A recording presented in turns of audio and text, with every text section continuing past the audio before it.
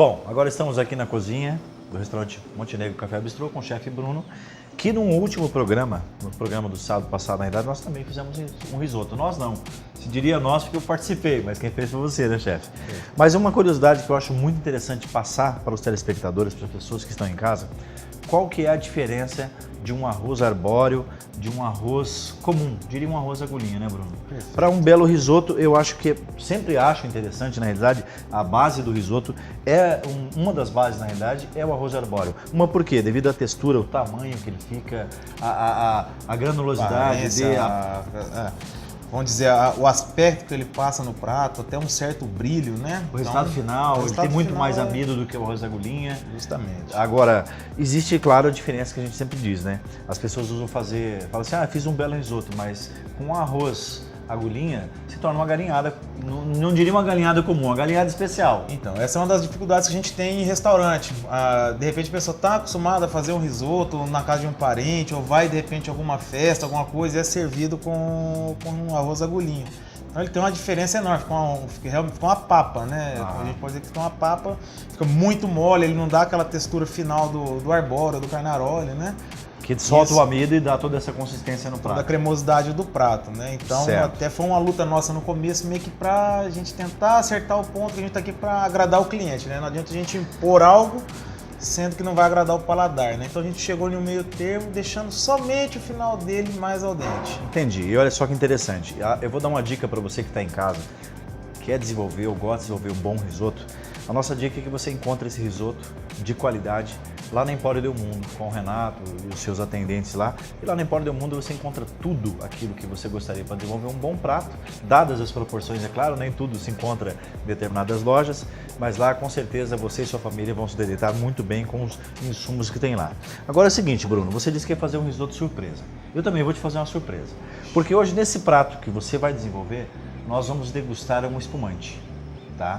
O espumante, para algumas pessoas, sempre me perguntam, Fábio, onde eu devo usar o espumante? Só para uma recepção, só para um canapés ou só para um tchau? Na realidade, o espumante é um produto, gente, uma bebida que serve para todo e qualquer tipo de harmonização.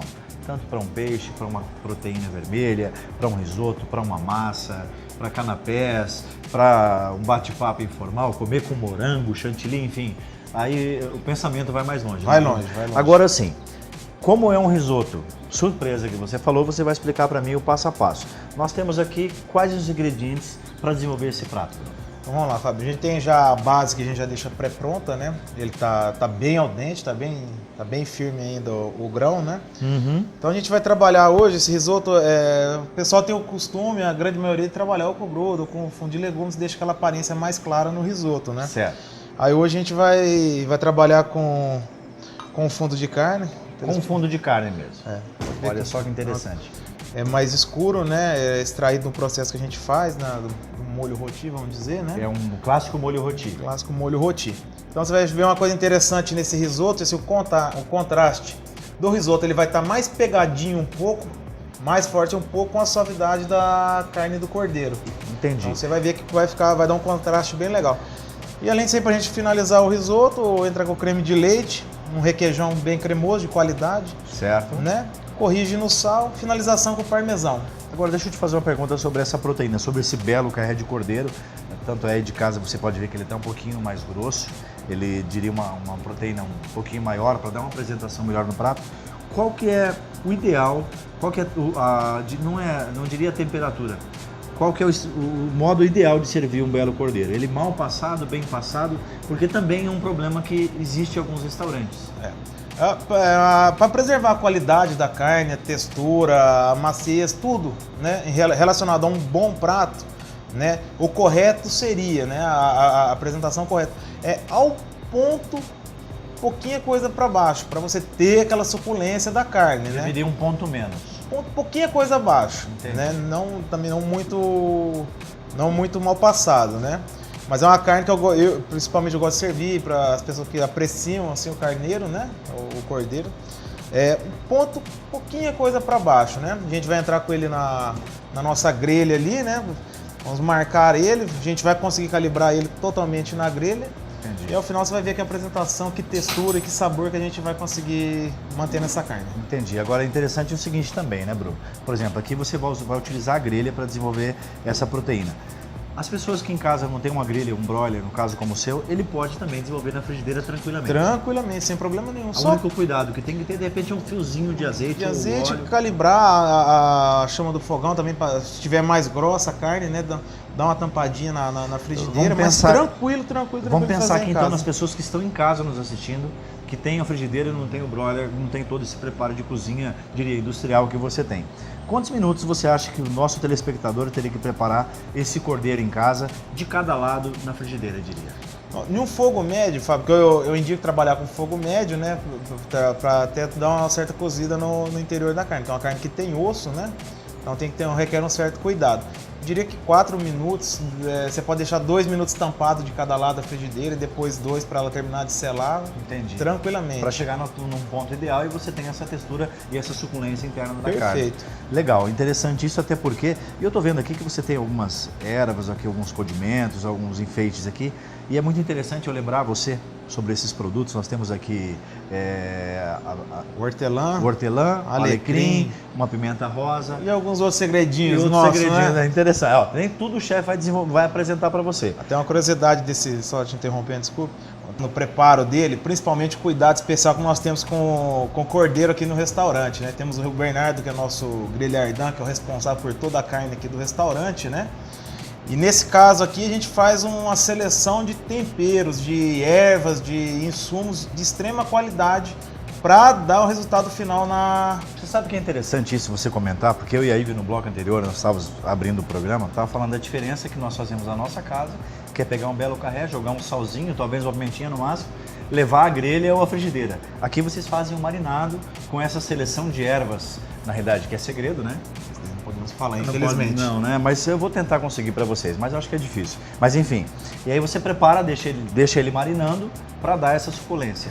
Isso, você vai conseguir notar como se fosse as notas do carneiro. Você vai conseguir identificar uma coisa ou outra, né? E esse marinado a gente não utiliza sal. Na hora que ele vai para a grelha, que a gente finaliza ele com a flor de sal. Olha só que interessante. E falar em flor de sal, vendo esses ingredientes maravilhosos, eu queria falar para você de uma grande oportunidade. Você gosta de desenvolver bons pratos, fazer uma decoração, você tem que ser cliente lá do Alexandre da Frutal Doce no Mercado Municipal, e você que gosta de comer boas verduras, bons legumes, e você também que tem seu restaurante e quer ser bem atendido, os produtos que ele tem lá são maravilhosos, e aquilo que ele não tem, eu tenho certeza que ele consegue para você, porque no máximo 2 dias de diferença, que eu já tive essa dificuldade de alguns insumos e ele conseguiu para mim, que também é teu parceiro, né? Parceiraço nosso, nesse caso a gente precisa de um elemento ou outro que vai buscar, traz novidades para nós a todo momento, está comunicando, Bruno, tem alguma coisa nova. Isso grande é interessante. Parceiro do Monte Negro. Isso é interessante. E agora sim, bom, finalizou, vai para o grelhardin. Olha que nome chique, Bernardo. Bernardo é o nome, né? Grelhardin é a profissão dele. Na realidade, isso que eu acho interessante, porque nem todos os restaurantes, pelo menos alguns que eu conheço, poucos têm, uma pessoa que cuida extremamente da carne. Então, quer dizer, todo o bife que sai aqui, o tibone, o mignon, tudo passa pelo Bernardo. Ele é o responsável. Ele é o responsável do ponto. Pelas carnes. E Bruno, uma curiosidade que eu acho que eu não tenho, porque a gente já até conhece, mas algumas pessoas de casa têm. Na mesa, quando o garçom vai atender, algumas pessoas pedem a 1 ponto, outros ponto menos, outros ponto mais. Como que vem identificado para você? Na própria mesa o garçom lança isso e o Bernardo, ele tem que identificar quantos vão sair bem passados, quantos vão sair mal passados, porque eu gosto mal passado particularmente. Então, rapidinho só para gente explicar como é que funciona, tem o sistema, né, que é gerado aqui para nós, aí vai sair o ponto da carne. Quem faz a recepção aqui do pedido é a nossa subchefe, a Laira, né? Ela que canta o pedido, que coordena os pedidos a serem efetuados, né? No meu caso, fica uma supervisão geral, né? Dando, vamos dizer, uma mão em cada praça, né? Cozinha dividida em algumas praças, né? E a Laira canta esse pedido seja lá pro Bernardo, né? Que é o responsável pela grelha. E aí, né? Ele tem a quantidade certa de cada tipo de proteína. E a equipe toda vai trabalhando em função dele, que é o tempo dele, é o que todo mundo vai obedecendo. Olha só que interessante, né? Você vem aqui, você recebe esse bom prato e tudo passa por essa logística maravilhosa. Diria como se fosse o comandante, e aí tem a sua equipe, os seus sargentos, os seus coronéis para que possa desenvolver todo esse processo. E graças a Deus é bem feito. Parabéns. Bom, você vai ficar aí com algumas imagens do Bruno desenvolvendo esse prato maravilhoso para nós. E no terceiro bloco, aí eu volto com a surpresa de uma harmonização, não diria clássica, um tanto quanto diferente, porque hoje nós vamos degustar um belo espumante Bueno State com esse prato maravilhoso, né, Bruno? Perfeito. Obrigado mais uma vez, agora vamos pro fogão. Bora!